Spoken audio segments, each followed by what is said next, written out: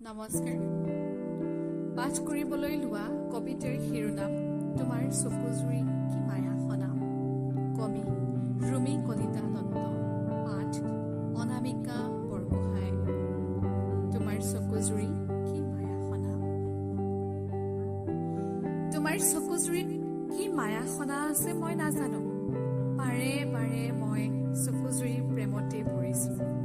চকুৰ ভাষা মই বুজি পোৱা নাই, হৃদয়ৰ জখলাও বগোৱা নাই। তথাপি প্ৰশ্ন উঠিছে মোৰ অন্তৰত, কোৱাচোন কি মায়া আছে।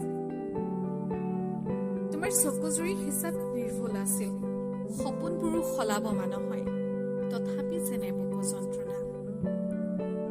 তোমাৰ চকুজুৰিয়ে বিশ্বাস ভঙাৰ ভয়ত নৃসংগতাৰ বতাহজাকত কঁপি উঠে।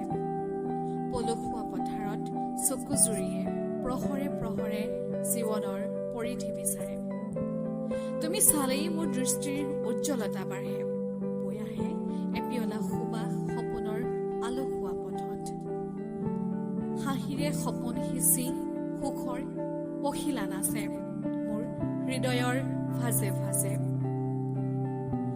চকুজুৰিত দেখো এক উজ্জ্বল ৰেঙনি, যেন এখনি প্ৰেমৰ নদী। এচাটি কোমল বতাহে মোৰ হিয়া চুই যায়। কি মায়া আছে নাজানো, ভাল পোৱাৰ ততিদি বোৱাই বুকুৰ সেউজীয়াত শিপাই আৱেগৰ ঢৌ।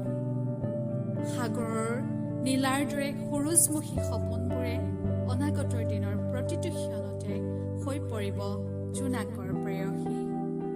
ধন্যবাদ।